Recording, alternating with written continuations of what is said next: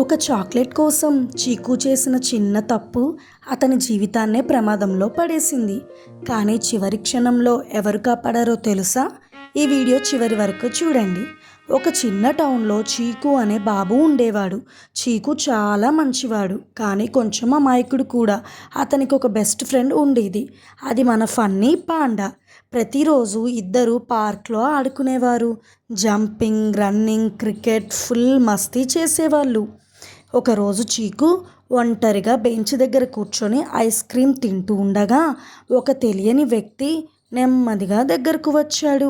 Hello బాబు, నీకు chocolates ఇష్టమా అని అడిగాడు. చీకు కళ్ళంతా మెరిసిపోయాయి. అవును అంకుల్ అన్నాడు. అప్పుడు ఆ వ్యక్తి ఒక పెద్ద చాక్లెట్ బాక్స్ చూపించాడు.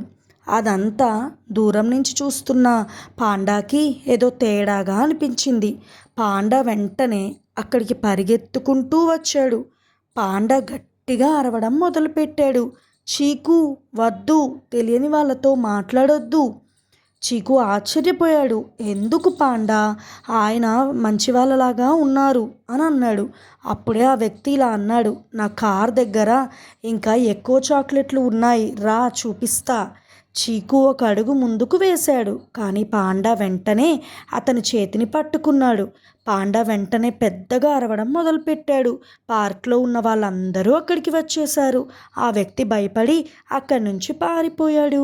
కొద్దిసేపటికి చీకు వాళ్ళ అమ్మ అక్కడికి వచ్చింది.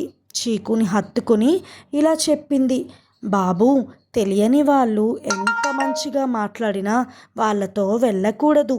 చాక్లెట్స్, టాయ్స్, గిఫ్ట్స్ ఇచ్చినా కూడా తీసుకోకూడదు.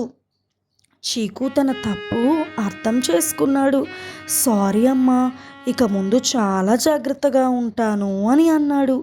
చీకు సంతోషంగా డ్యాన్స్ వేయడం మొదలుపెట్టాడు. పిల్లలు, తెలియని వాళ్ళతో మాట్లాడకండి. వాళ్ళు ఏదైనా ఇచ్చినా తీసుకోకండి. డేంజర్ అనిపిస్తే వెంటనే పెద్దవాళ్ళకి చెప్పండి. ఈ చీకు అండ్ పాండా కథ నచ్చితే లైక్ చేయండి, షేర్ చేయండి, కామెంట్ చేయండి.